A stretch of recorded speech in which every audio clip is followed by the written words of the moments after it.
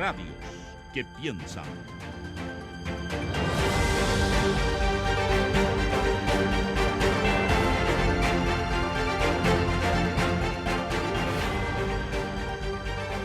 Son las 8:40 en Radio Análisis en esta mañana de día martes 28 de mayo y vamos a entrar inmediatamente en nuestro panel de conversación.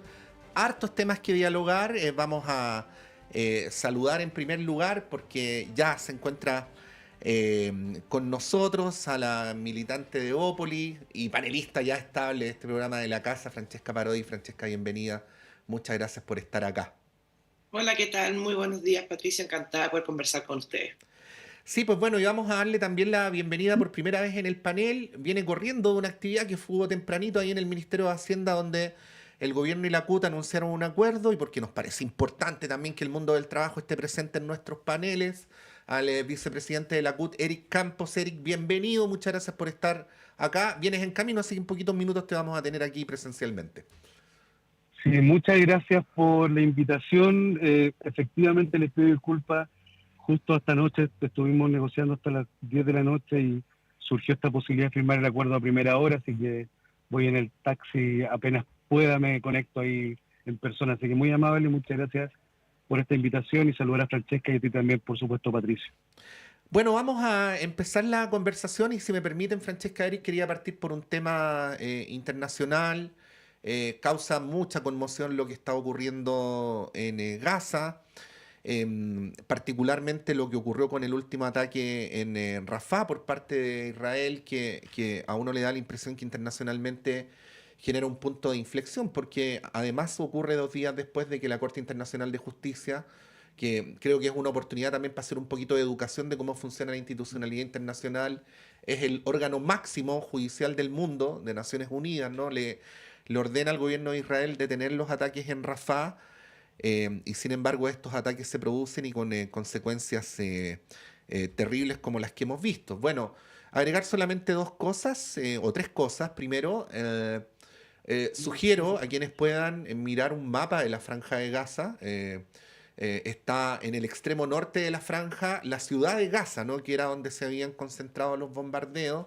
Y en el extremo sur es un pedacito chiquitito que es fronterizo con Egipto, que es Rafah, donde precisamente Israel había conminado a los palestinos a que se desplazaran, porque se estaba bombardeando Gaza y entonces ahora se bombardea Rafah.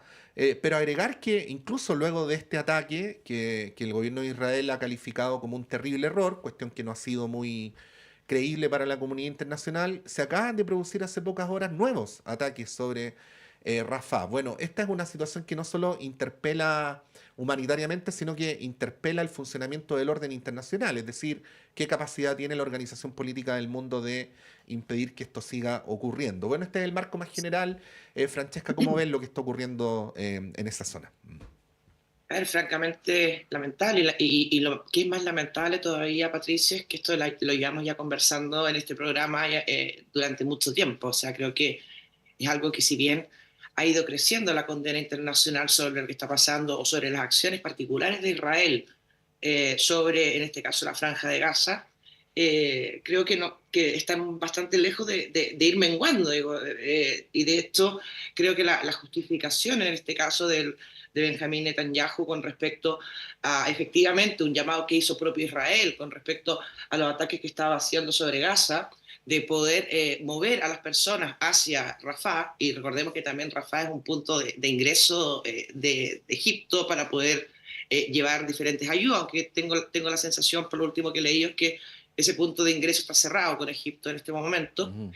De poder ver la posibilidad, de que el presidente Netanyahu diga que esto fue un error, creo que no resiste ningún tipo de análisis. Y efectivamente es como decirle a la gente palestina, vayan para allá porque allá van a estar seguros, y resulta que ahora estamos atacando allá. O sea, concéntrense en un lugar donde el ataque de ayer fue bastante letal con respecto a la intensidad del bombardeo y del posterior incendio. Entonces, con respecto más allá del Tribunal Internacional de Justicia y su veredicto o su decisión, no tengo la sensación de que Israel tenga la permeabilidad de poder digamos, desistir con respecto a las diferentes condenas internacionales que ha tenido, en este caso, los diferentes bombardeos que ha tenido, en este caso, la Franja de Gaza. Así que yo creo que hay que ver, no tenía el antecedente último que comentas, que habían vuelto a atacar, y eso obviamente ya te está diciendo que ya no se trata de un error, sino que de alguna manera de algún tipo de desidia con respecto a el ataque, particularmente al sector de Rafah. Así que yo, más allá obviamente de entender de que esto es un conflicto histórico, creo que ya los límites han pasado hace muchísimo rato, independiente de la primera pelea con el primer muerto, pero entendiendo también de que ya es un conflicto sostenido en el tiempo, que se ha intensificado durante los últimos meses, que ha recibido condenas internacionales, el veredicto del Tribunal Internacional de Justicia, y la verdad sorprendía que nuevamente haya vuelto a pasar. Sí, bueno, según los reportes internacionales, antes de darte la palabra, Eric, y respecto a la mención que hacía Francesca, según los primeros balances son al menos 7 palestinos los que han muerto y una cantidad indeterminada de heridos. Estos nuevos bombardeos se dieron contra otro campo de desplazados en el barrio de Tal al-Sultán, que está, como decíamos, situado en la ciudad de Rafah, que está en el extremo sur de la Franja de Gaza, en la frontera con Egipto, que como decía Francesca está bloqueada también. Tampoco se puede huir a Egipto desde Rafah. Eric. Sí, a mí lo que me preocupa es cómo vamos perdiendo, ¿no?, la capacidad de asombro frente a un conflicto que hoy día es Rafah, pero que ha acumulado miles de muertos, de asesinados por el gobierno de Netanyahu. Me parece que este ataque no es más que la demostración de una posición de la comunidad internacional bien controversial, porque la comunidad internacional demuestra que no tiene ninguna capacidad de concretar ninguna acción que permita detener la operación genocida contra el pueblo palestino. Yo creo que esta lógica tradicional de la diplomacia ha permitido que Israel arrase con Rafah o arrase en Rafah y que mantenga, ¿no?, esta posición impune de acción militar. Creo que los trabajadores, las trabajadoras no podemos quedar en silencio frente a esta situación. Me parece que debemos seguir, ¿no?, el ejemplo de los estudiantes universitarios a lo largo de todo el mundo que han demostrado la solidaridad con el pueblo palestino, denunciando esta masacre, pero por sobre todo, quizás desde una mirada más local, no solo denunciando la masacre, denunciando también el silencio del sistema medial. El otro día escuchaba en un matinal cómo se habla de fallecidos cuando se habla de niños. En el partido de fútbol de Palestino el día domingo, el relator decía niños fallecidos en la acción reivindicativa que hicieron los jugadores de Palestino cuando salen a la cancha, y no se habla de niños asesinados. Entonces, la medida que sigamos construyendo relatos nacionales respecto a lo que ocurre en la Franja de Gaza a partir de la información del sistema de medios, creo que se tiende a trastocar la verdad. Me parece que en ello también contribuye mucho, ¿no?, el poder de la ultraderecha en Chile, que siempre de alguna manera trastoca los relatos cuando se trata de hablar de Israel. Creo yo, por último, que la diplomacia tiene que revisar sus procedimientos. Frente a un Estado barbárico como el de Netanyahu, hay que aislarlo sin duda, pero no es el camino solo declaraciones simbólicas que no solo no detienen nada, sino que alimentan la política de agresión contra el pueblo palestino. Sí, ahí, Francesca, dos preguntas en una. Lo primero es que quienes tienen aparentemente el poder real de hacer algo, si es que lo tuvieran, pues a lo mejor no lo tienen, son la Unión Europea y Estados Unidos, ¿no? Y en esa línea ha habido 3 gobiernos de la Unión Europea que en un gesto inédito han reconocido al Estado de Palestina con las fronteras previas a la invasión de 1967. Pero se les está pidiendo que se haga algo más, ¿no? Como por ejemplo embargo de armas u otras medidas por el estilo. Y una segunda pregunta, y no quiero quitarle el valor cualitativo que tiene, es para aquellos países como Chile, que no tienen una capacidad directa o real o fáctica, ¿no?, de volcar el curso de los acontecimientos. Y ahí en particular el gobierno chileno, porque bueno, el presidente Boric ha calificado ayer como una acción criminal los ataques en Rafah, pero hay quienes dicen que de todos modos Chile debería escalar, ¿no?, diplomáticamente a propósito de lo que está ocurriendo allá. Bueno, respecto a estos dos planos, ¿cuál es tu apreciación? Me parece sumamente compleja tu pregunta, Patricio, desde el punto de vista. Bueno, no estamos acá para las preguntas fáciles, afortunadamente. No, no, no, me parece complejo Sí. referirme a temas diplomáticos tan severos. Yo creo que, por un lado, claro, cuando hay un conflicto bélico, históricamente, siempre como que tendemos a pensar, quizás un poco ahora más también en la Unión Europea, pero antiguamente era como, bueno, ¿y qué va a hacer Estados Unidos? ¿Ah? Y de alguna manera, cualquier conflicto bélico, mirábamos a Estados Unidos y le decíamos, ya, ¿cuándo vas a hacer algo? Y después cuando Estados Unidos hacía algo, se dice, pero ¿por qué Estados Unidos se está metiendo en algo que no debería meterse? Porque efectivamente el ingreso de otros países a conflictos bélicos, ya sea desde, digamos, las armas o desde temas más diplomáticos, tiende muchas veces a escalar el conflicto en sí mismo también. ¿Ah? Entonces, yo creo que es complejo con respecto a cuál deberían ser las medidas determinadas. Yo el otro día vi también a Pedro Sánchez también Mm. haciendo una defensa bastante acérrima con respecto al pueblo palestino.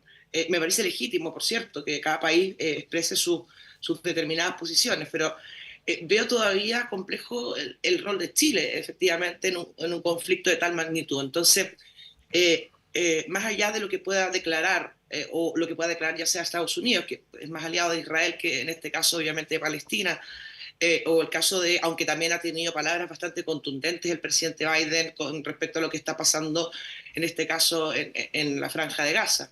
Entonces, yo creo que en la diplomacia hay que tener mucho de eso, de diplomacia, porque efectivamente creo que palabras sacan palabras y de hecho palabras tienen acciones también detrás. Entonces, creo que las palabras tienen que ser muy medidas, porque efectivamente el conflicto y las personas que sufren, porque efectivamente de Chile podemos decir cualquier cosa, pero los bombardeos no nos llegan a nosotros. Entonces, yo creo que hay que ser bastante respetuosos y tener mucha inteligencia y tino en el momento de poder hacer declaraciones. No sé si Chile puede aumentar un conflicto bélico, obviamente, en Franja de Gaza, no es por quitarnos protagonismo, pero evidentemente lo que hace la Unión Europea y particularmente el presidente Biden, creo que sí, pueden desatar no solamente palabras, sino que también acciones. Sí, bueno, son las 8:54. Vamos a continuar con las conversaciones y quería llevarlos a un tema que inevitablemente tenemos que hablar en una semana como esta. Estamos, Francesca, a poquitos días de la cuenta pública.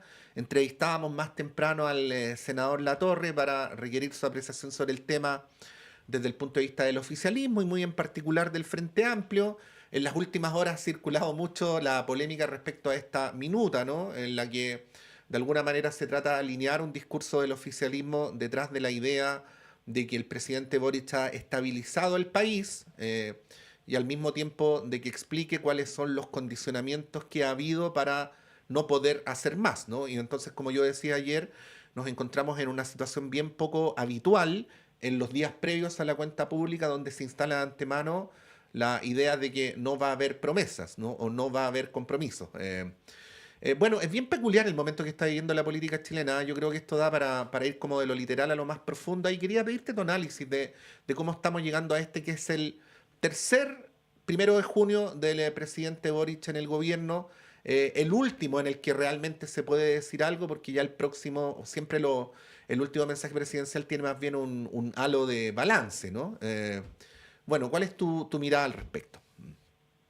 Ahí yo tengo ahí mis aprensiones con respecto al impacto que pueden tener las cuentas públicas, particularmente en años electorales.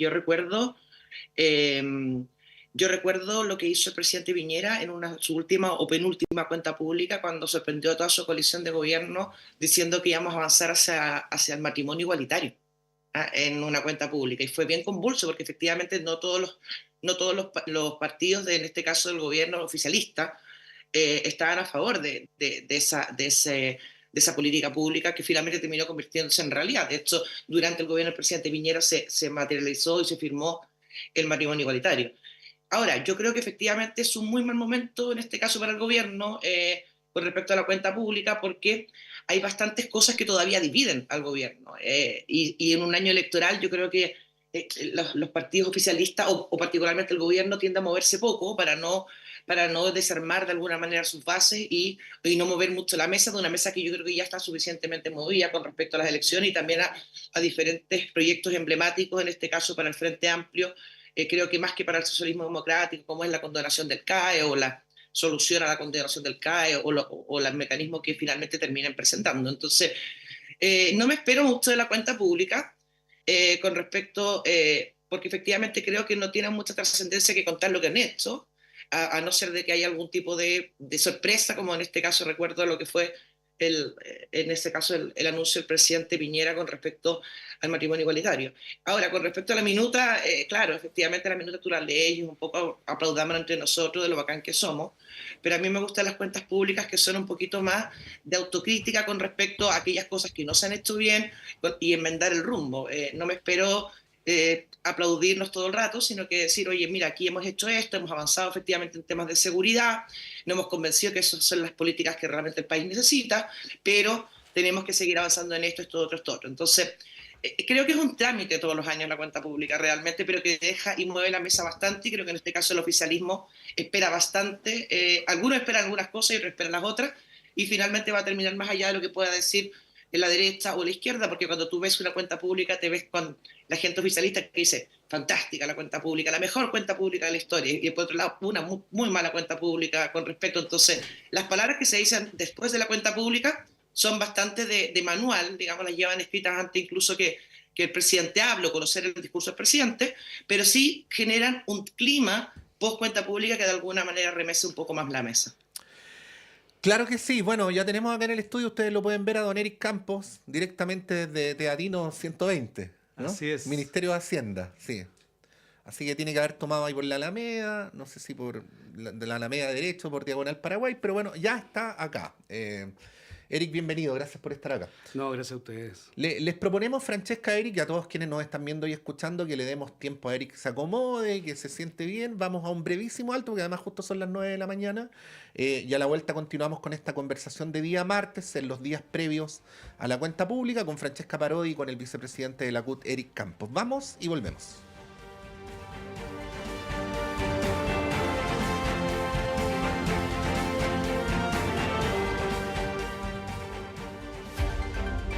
Transmisión especial en Radio y Diario Universidad de Chile. El próximo 1 de junio, el presidente de la República, Gabriel Boric, dará a conocer la cuenta pública sobre la marcha administrativa y política de la nación.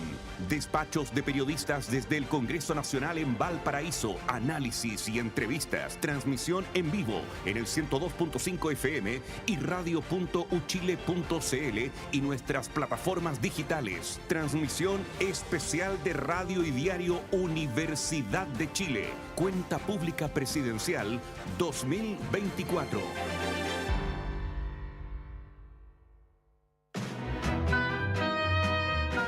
Del papel a tus oídos, historias de tu puño y letra llegan cada sábado a las 19:30 horas a La Fábrica de Cuentos, aquí en Radio Universidad de Chile. Envía tu cuento, relato o historia inédita a lafabricadecuentos2024@gmail.com. Los seleccionados cobrarán vida en formato audiocuento.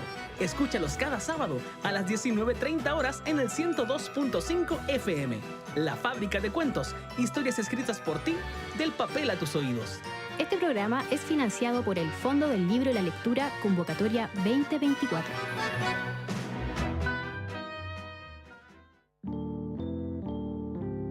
Ya está disponible Habitar la Cultura, el nuevo número de Palabra Pública, la revista cultural de la Universidad de Chile, con entrevistas a Alejandro Zambra, Adriana Valdés, Paolo Bortolameoli e Irene Vallejo y más. Revisa nuestros contenidos y nuestros puntos de distribución en palabrapublica.uchile.cl. Palabra Pública, una revista de la Vicerrectoría de Extensión y Comunicaciones de la Universidad de Chile.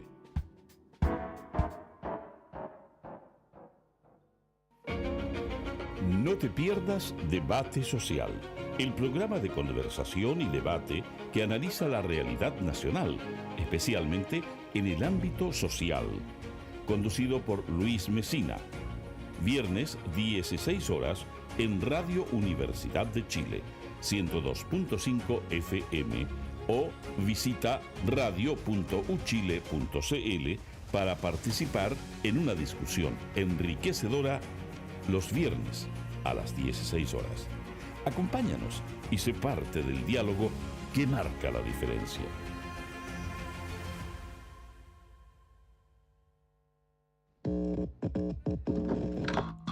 Sala Máster de Radio Universidad de Chile presenta...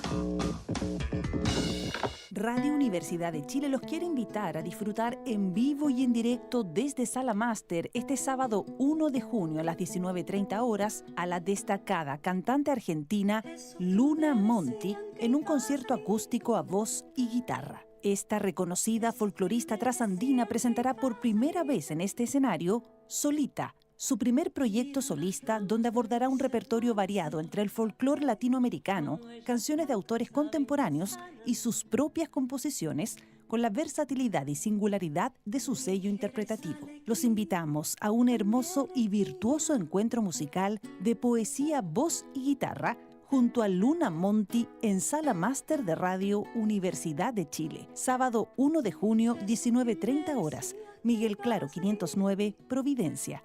Entradas disponibles en portalticket.cl y más información en www.salamaster.cl.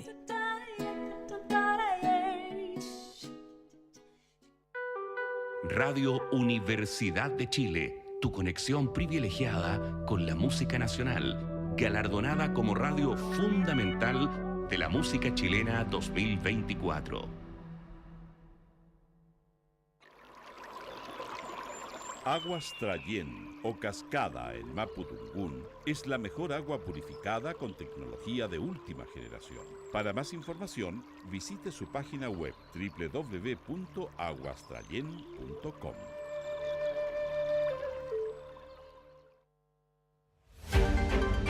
El Departamento de Prensa de Radio Universidad de Chile trabaja para mantenerlo informado.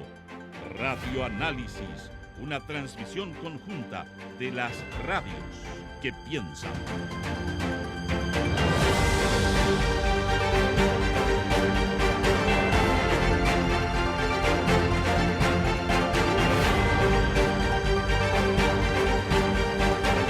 Son las 9:03 de la mañana, 28 de mayo del año 2024, con Eric Campos, vicepresidente de la CUT, con Francesca Parodi de Evópoli, teniendo esta conversación de análisis, de distintas miradas sobre los temas que nos atañen y nos interesan.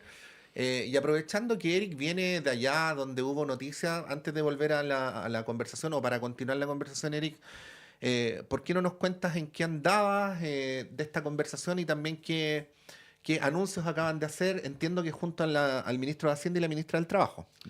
Así es.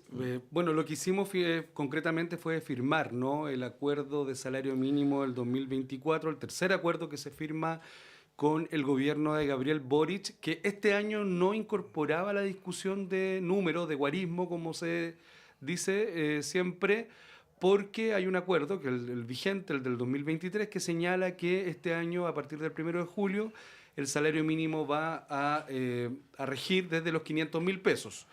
Sin embargo, nosotros le planteamos al gobierno la necesidad de discutir una política salarial que esté orientada por los criterios de la OIT, es decir, lo que se denomina salario vital, de pasar de esta lógica de lo mínimo a lo suficiente, y en ese sentido acordamos una comisión, un observatorio más bien, de ingresos y deuda, que nos va a permitir tener una suerte de marco conceptual para hacer este debate concreto de números en marzo del 2025. Uh-huh. Y yo diría que en el ámbito más social, que también es una preocupación de la CUT, vamos a extender, por acuerdo, durante 3 meses el bolsillo electrónico, que era un beneficio que había dejado de regir este mes y que ayuda a más de 1,5 millones de familias con un saldo en la tarjeta RUT que les permite hacer compras en el comercio. Pero también planteamos la conversación respecto del alto precio de las parafinas, particularmente del gas. Hay una serie de limitaciones producto de la arquitectura neoliberal del Estado que no permite intervención directa en precios. Sin embargo, hubo un acuerdo que nos costó sacar sobre un mecanismo de estabilización que permita que la parafina no suba más de lo que ya está hoy día, que son cerca de 1.050, 1.060 pesos, depende de dónde compres la parafina. Todo indica que va a bajar, pero en caso que, producto de alguna cuestión de factor internacional, si ese valor sube, hay un mecanismo que se va a gatillar para mantener el valor actual de la parafina. Sí, eso es bien relevante, porque si bien están estos aparatos nuevos que permiten hacer calefacción con parafina con bajo consumo, en general los sectores populares prevalentemente se calefaccionan con parafina y no necesariamente tienen estas estufas de última generación, así que es un tema bien incidente para el bolsillo. Gracias, Eric, por contarnos. Y bueno, continuando con el tema de lo que estábamos hablando con Francesca en el primer bloque, tu apreciación sobre cómo se viene el mensaje presidencial. Dábamos como los tips, Francesca, en el bloque anterior, que bueno, el gobierno está haciendo mucho énfasis en que el relato es, ¿no? El gobierno del presidente Boric ha estabilizado el país y dos, estamos concentrados en eso y no en hacer grandes nuevos anuncios, ¿no? Bueno, sobre ese relato, ¿qué decir? Sí, lo primero, yo coincido con Francesca respecto a la utilidad de estas cuentas, ¿no? Sin embargo, en lo político sí marcan un ambiente que va a depender de la capacidad política del gobierno para ver cuánto de su relato es capaz de mantenerlo sobre todo en el sistema de medios y en la opinión pública. Yo creo en esto que hay dos tiempos. Uno, yo creo que hay una oportunidad del gobierno para cambiar un poquito la frecuencia musical de la derecha basada solo en la cuestión de la seguridad, cuestión que nos preocupa a todos, pero no es el único problema que tiene el país. Es uno de los más importantes, si no el más importante, pero yo creo que es una oportunidad también para el gobierno para marcar concretamente cuáles han sido los avances en materia de política pública y en beneficios que le ha llegado a la ciudadanía durante este primer tiempo de gobierno. Pero también me parece que tiene una oportunidad de dejar la cadencia del consenso. Yo a ratos detrás de este relato de estabilidad, de no anuncio, veo una cierta cadencia con tufillo concertacionista que más bien tiende, ¿no?, a capturar el relato público del gobierno. Me parece que en eso hay una oportunidad del presidente de convocar a la ciudadanía a empujar reformas que quizás no van a contar o que probablemente no sean aprobadas en el Parlamento, dado el rol de la derecha, dado que no tienen los votos, pero que reafirman su relato y también ponen las culpas donde corresponden. Por ejemplo, yo creo que ya el gobierno ha retrocedido bastante en materia previsional, en el 3 y 3. Nosotros incluso le hemos pedido que retire esa reforma y que volvamos a una reforma y a un planteamiento original del 6%, para distribución, para solidaridad. Ya, pero eso no es viable. O sea, lo que ustedes le están proponiendo es que no siga insistiendo. Nosotros le estamos pidiendo que en realidad convoque a la ciudadanía, ¿no? Que un poquito lo que está haciendo Petro en Colombia, que pone el debate en el plano público y la ciudadanía busca movilizarse en función de empujar esas reformas. Por ejemplo, creo yo que está obligado, de alguna manera, después del paro nacional de la CUT y el acuerdo que logramos hoy día, va a tener que enviar ramal. Ahora, es evidente que el realismo político indica que no están los votos para aprobar una negociación por rama, pero yo creo que es importante hacer pedagogía política, explicarle al país que los trabajadores y las trabajadoras chilenos tuvieron derecho a negociar, que esto no es un fetiche sindicalista, ¿no? Esto, sino que permite distribuir mejor el ingreso. Que ese derecho se perdió en 1979 con el plan laboral, no se ha recuperado porque insistentemente la derecha no ha puesto los votos para avanzar en devolver derechos laborales a las y los trabajadores chilenos. Entonces sí, me parece que marcar esa diferencia también es una posibilidad. Sí. Francesca, ¿cómo en tu opinión lo ha hecho el gobierno? Porque aquí, como parte del cuento es el gobierno no ha hecho más porque no ha podido, pero también está este otro relato que proviene desde sectores de derecha que era un gobierno inexperto, esta cosa que se ha hecho irónicamente, ¿no? Elegimos a un grupo elegimos a una élite que vino a hacer la práctica, ¿no? Se ha hecho como de manera descalificatoria. Tu apreciación personal respecto a lo que ha sido este gobierno, bueno, con las luces y sombras que te parezca mencionar. Pues como mi cuenta pública, dices tú, de este gobierno. Sí, Entonces, tu evaluación, claro. claro. Unas cosas, unas precisiones a Erika, que le echa la culpa mucho a la derecha. Yo creo que los grandes avances que ha tenido este gobierno han sido gracias a los votos de la derecha. Los temas de seguridad, que ahí no coincido contigo, creo que si no abordamos fuertemente la seguridad, estamos descuidando lo que más le duele hoy día a los chilenos, ¿eh? Y eso yo creo que es bien relevante. Las 40 horas fueron con los apoyos de la derecha. Y de hecho yo creo que el presidente Boric, más allá, obviamente, de poder tener diferencias legítimas, por cierto, con respecto al tema de, por ejemplo, la forma de poder aumentar las pensiones con respecto al pilar contributivo. Bueno, tenemos diferencias efectivamente, pero no porque queramos ir en contra de lo que dice el presidente Boric, sino que creemos que el sistema de reparto es un sistema que no solo porque, me parece, tú lo decías antes, palabras Sí. marcan realidades. Lo dijiste cuando hablaste de Rafah. Sí. Yo creo que decir solidaridad en vez de decir sistema de reparto es una forma también de marcar una realidad que yo creo que de alguna manera disfraza un sistema de reparto que todos los expertos han dicho que no funcionaría producto de nuestra, digamos, pirámide de las personas mayores versus las personas o la fuerza laboral. Entonces, yo creo que ahí también tenemos diferencias y yo creo que se tiene que seguir conversando esas diferencias. No para nada de, si no es un 6% no hay nada, porque efectivamente eso nos va a terminar poniendo en el lugar que efectivamente estamos durante los últimos años que hemos estado discutiendo. Yo recuerdo al presidente Piñera el 3-3 y el actual gobierno está absolutamente en desacuerdo. Obviamente, creemos nosotros que mientras más se vaya al pilar solidario, a las cuentas individuales, creemos que es mejor y que la solidaridad tiene que venir de los impuestos generales del Estado y lo hemos dicho en más de una ocasión, no es nuevo.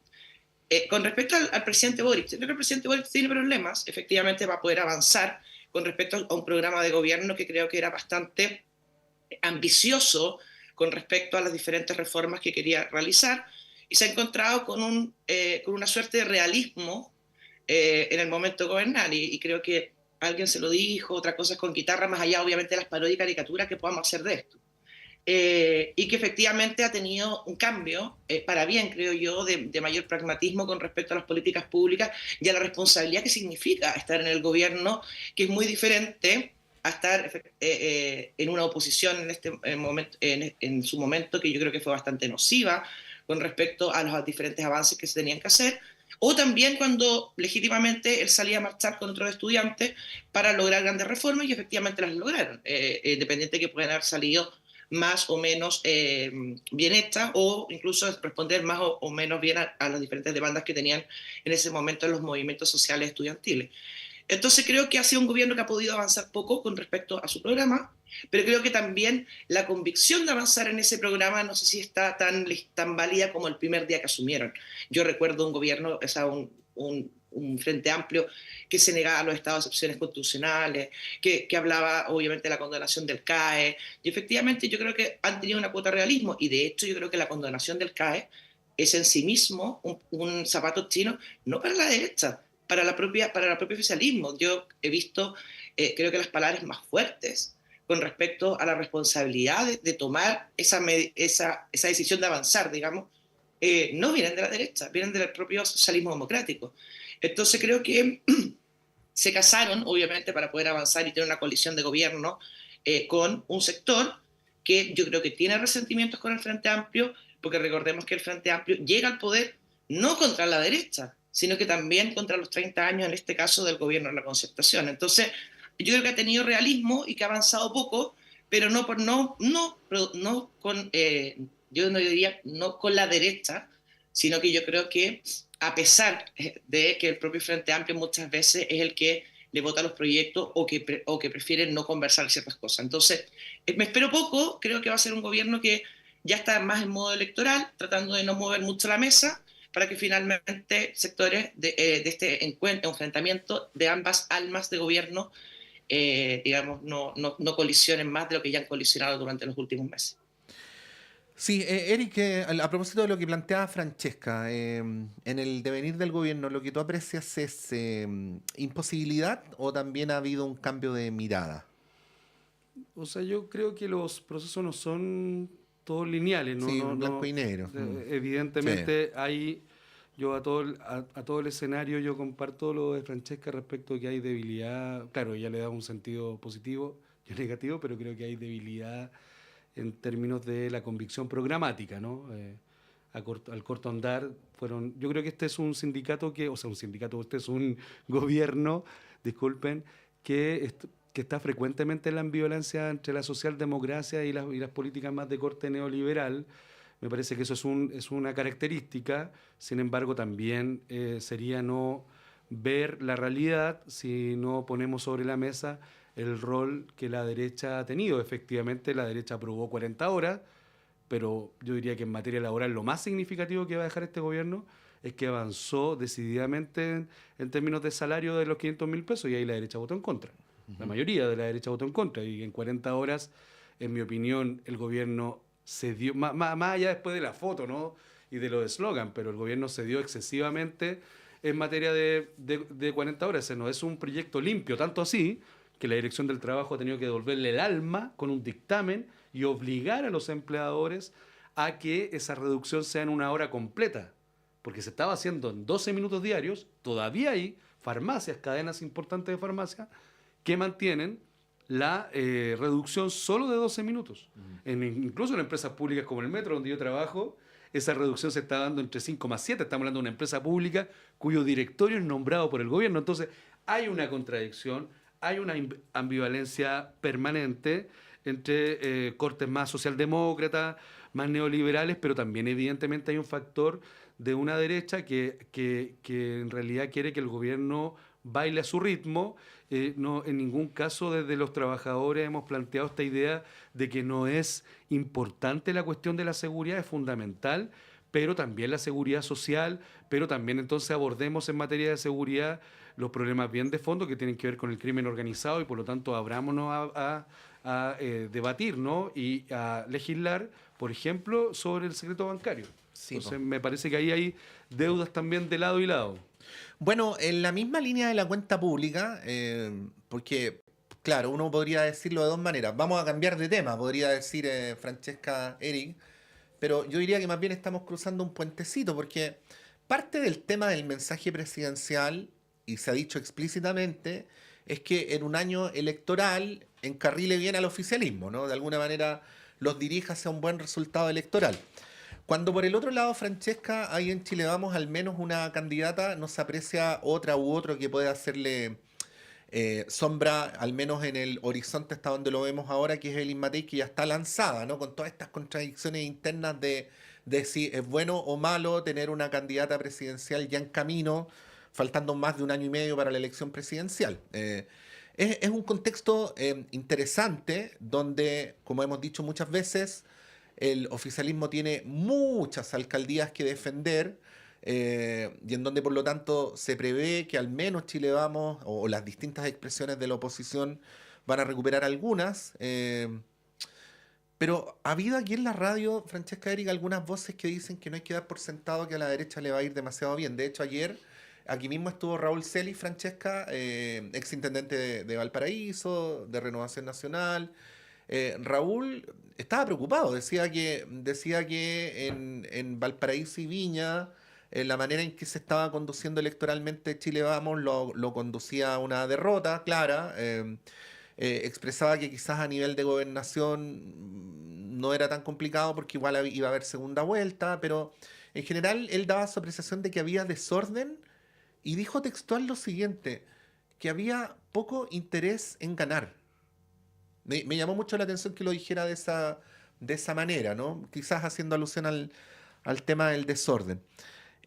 Bueno, y adicionalmente, lo menciono nomás, no es el dato central de esta parte de la conversación, pero también se ha abierto un flanco para el oficialismo en la región metropolitana, donde desde la Federación Regionalista Verde y Social y el Partido Comunista están levantando la precandidatura de Bárbara Figueroa para disputarle a Claudio Rego, ¿no? Esto evidentemente cambia un poco el escenario que habíamos visto hasta ahora en esta, que es una gobernación súper importante. Bueno, el cuadro es muy amplio. Ahí, Francesca, quería preguntarte cómo lo ves, vinculándolo desde Bueno, desde que este sábado es el mensaje presidencial, pero además recordemos, domingo siguiente son las primarias municipales para definir en muchas comunas quiénes van a ser finalmente los candidatos oficiales. Yo creo que el puentecito no pudo estar mejor puesto, Patricio, con respecto al no cambio de tema. Por eso lo decía, yo creo que la cuenta pública, de esta cuenta pública en particular, y obviamente la siguiente también, pero particularmente las municipales es la madre de todas las batallas, es la que te proyecta la presidencial, y esto se ha ido cumpliendo a través de los años, es un predictor de lo que va a pasar en el próximo año en las elecciones presidenciales. Y efectivamente, cuánto mueva la mesa el presidente Boric, de alguna manera también le va a salir cuánta oposición, digámoslo, propia pueda llegar a tener con respecto a las diferentes batallas electorales. Si le mueve mucho la mesa al Frente Amplio, probablemente va a decir, bueno, vamos a tener que competir en algunos lugares, como por ejemplo las gobernaciones. No es tan traumático en el caso de las gobernaciones porque efectivamente inspiran a una segunda vuelta, y eso de alguna manera te podría, a no ser de que la derecha presente un candidato demasiado competitivo, que se lleve el 50% más uno, cosa que creo que en el momento eso no existe, podría eventualmente mover la mesa a poder tener sectores más díscolos dentro del propio oficialismo. Entonces la cuenta pública sí es relevante en ese aspecto. Y con respecto a la derecha, yo creo que más que la derecha, digamos la oposición en general, porque aquí no solamente está Chile Vamos, está Republicanos, que no es parte de Chile Vamos, está también lo que pueda hacer Demócrata, lo que pueda hacer Amarillo, con respecto a los diferentes lugares donde legítimamente quieran competir. Y ahí yo creo que todavía nos falta mucho café y mucha conversación con respecto a poder alinear los cuadros, porque si esto pensamos que es una batalla electoral, desde el punto de vista de qué partido saca más concejales, qué partido saca más alcaldes, bueno, lo de los concejales no es traumático porque efectivamente hay sistemas de lista, pero claro, el que encabeza los diferentes proyectos de alguna manera se lleva después los aplausos si es que ese proyecto termina ganando. Entonces yo creo que falta mucha conversación y quiero hacer alusión a algo bien relevante con respecto a lo que tú hablabas de Evelyn Matei, al cual le tengo mucho respeto, por cierto, y con respecto también a la oportunidad del momento que se para en la cancha de batalla. En marketing siempre hay un dicho que dice que el primer soldado que se para en el frente es el que recibe los balazos. Y de alguna manera adelantar la elección presidencial te genera ese problema también. Todavía yo creo que hay una izquierda o un oficialismo más difuso con respecto a las diferentes personas que eventualmente puedan, generar diferentes candidaturas. Se habla de Carolina Toá, en algún momento se nombró también a la ministra Camila Vallejo.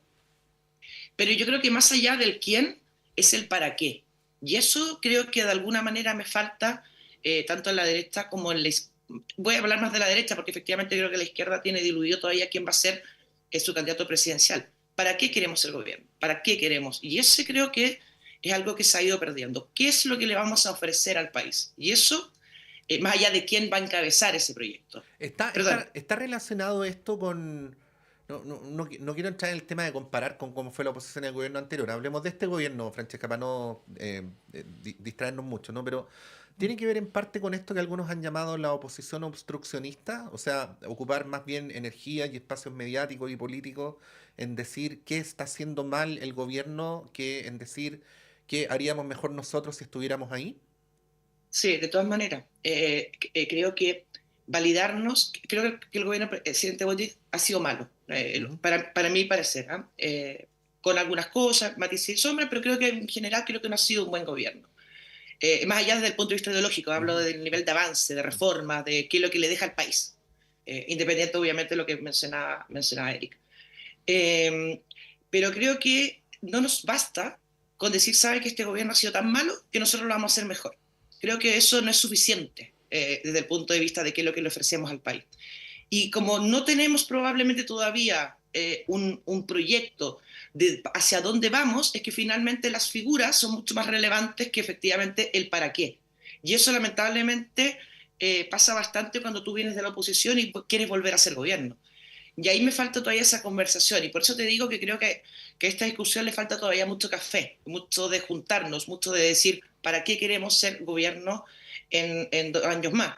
Y eso creo que de alguna manera le pasa no solamente en este caso a la derecha, a la oposición, sino que también probablemente le pasó a la oposición al presidente Piñera. No queremos que esté el presidente Piñera porque consideramos que es un mal presidente, cosa que yo no coincido, por cierto, pero entonces ahora nos toca a nosotros. Y creo que esa discusión más de fondo, más allá del ofertón político de última hora, creo que es el que le falta un poco a esta oposición, que no necesariamente vamos a ir juntos. Yo no comulgo mucho con el Partido Republicano, más de alguna vez lo he dicho, porque creo que el Partido Republicano se ha convertido en una suerte de oposición obstruccionista que tú, parafraseándote a ti, con respecto a negarle el pan y el agua al gobierno para que el gobierno no avance. Yo creo que ese no es el tipo de oposición que uno espera, sino que es sentémonos a la mesa, conversemos, busquemos los acuerdos y legislemos si finalmente eso es lo que tenemos que hacer. Eric. Sí, yo creo que evidentemente hay un escenario bien desordenado, pero también cuidado, que no están todos en la misma situación, porque el oficialismo, y esta es la paradoja del escenario, a pesar de todas las contradicciones que dábamos cuenta recién del gobierno de Gabriel Boric, lo cierto es que el oficialismo tiene un acuerdo municipal, unitario, ¿sí? Lo que no tiene es un acuerdo en materia de gobernadores. Yo creo que ahí, sobre Orrego, volviendo un poco a la pregunta, y también develando mi conflicto de interés, porque soy militante del Partido Comunista, además de secretario general de la CUT. Pero eso no es conflicto de interés, es transparentar bueno, es una forma, las camisetas que uno tiene. Es una forma de decirlo, sí, para no, además todos lo saben, pero no, está bien que los militantes del partido también estemos en el sindicalismo, pero yo creo que, me parece que yo no veo controversia en lo de Orrego, más bien, y además yo quiero decir que hasta ahora lo que hay son trascendidos y filtraciones respecto de una eventual candidatura de Bárbara Figueroa. Yo he escuchado otros nombres en la legítima posición que aún no resuelve el partido respecto de promover candidaturas que le permitan consolidar su peso electoral en la región metropolitana. El Partido Comunista, pocos lo saben, pero es el partido más votado en la región metropolitana, el que tenemos 7 de nuestros 14 diputados están en la región metropolitana y por lo tanto hay una legítima posición. Creo yo que Orrego tiene bien avanzada la candidatura, no solo porque ya está juntando firmas y que no funciona el acuerdo, sino que además hay muchos alcaldes, transversalmente ya se han sacado la foto con Orrego, y creo que esa candidatura está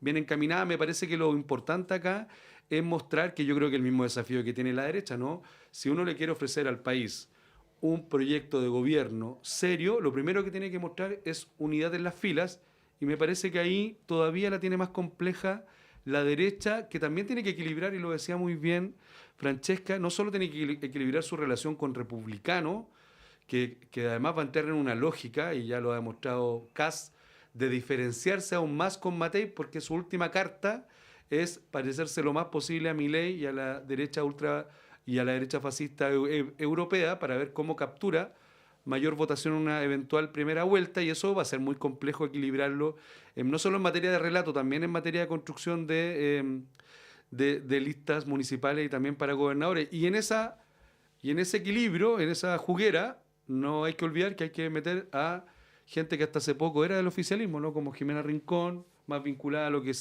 ellos mismos se autodenominan el centro político. Entonces yo creo que va a tener esa dificultad esta elección, pero me parece que lo fundamental, y esto aunque suene retórico, es que se ponga sobre la mesa cuáles son esos programas de gobierno. Yo creo que en eso comparto, más allá de que podamos tener diferencias legítimas con Francesca, es necesario devolverle a la política relato programático, es decir, decirle a la gente, mira, yo me presento para hacer esto, y cuando gane lo voy a hacer, porque si no, la democracia pierde adherencia ciudadana.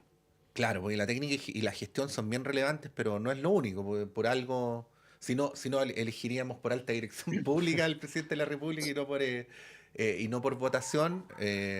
Bueno, lo legítimo de la política, ¿no? Lo legítimo de las ideologías y de las diferencias en democracia, que es también lo que tratamos de conversar acá. Solo a modo hipotético, Francesca, no vamos a alcanzar ni siquiera a hablarlo, pero la dejo ahí para la próxima vez que nos encontremos. Es probable que el oficialismo aquí tenga una pequeña ventaja porque viene recorriendo un camino junto con la democracia cristiana desde el segundo plebiscito constitucional, ¿no?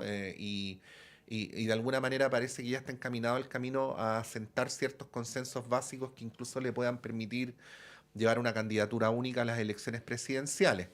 Pero por el otro lado, yo creo que este es un dilema que hemos hablado hartas veces, Francesca, que es un dilema también a nivel mundial, que es cómo se relaciona la derecha tradicional con la extrema derecha, que es un asunto que va y viene, ¿no? Que todavía no termina por decantar y que probablemente también conspira para que haya más claridades en las expresiones de la oposición. Gran tema, pero te propongo que la dejemos para la vez siguiente.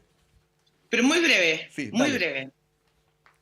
Yo creo que uno no tiene que hacer una alianza porque estamos contra algo, ¿no? Contra el gobierno. Entonces yo creo que legítimamente Chile Vamos puede presentar una propuesta país que vaya de la mano quizás con demócratas y amarillos, efectivamente, ampliarnos, digamos, hacia los sectores más moderados, y que Republicano presente su proyecto y efectivamente encontrarnos en una primera vuelta presidencial. Yo no lo veo nada de traumático, ¿no? Y de hecho es mi forma de ver la próxima elección presidencial. Ujú. Súper. No sé si de todo, pero la mía por lo menos, me representa a mí misma. No, pues está bien, está bien. En estos paneles no aspiramos a más que a eso y ya es mucho. Así es que, Francesca Parodi, muchas gracias, que tengas un buen día. Igual para ustedes dos, Patricio y Eric. Y Eric Campos, muchas gracias, Eric, por sumarte a este panel y por haber estado acá esta mañana. Muchas gracias, Patricio, muchas gracias y saludos a Francesca. Bueno, y desde este lugar, en la Radio Universidad de Chile, una radio pública para Chile, vamos a un breve alto y a la vuelta continuamos con las conversaciones en este día martes 28 de mayo del año 2024.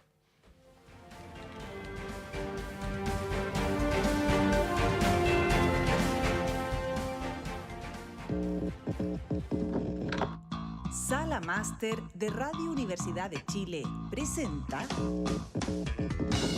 Radio Universidad de Chile los quiere invitar a disfrutar en vivo y en directo desde Sala Máster este sábado 1 de junio a las 19:30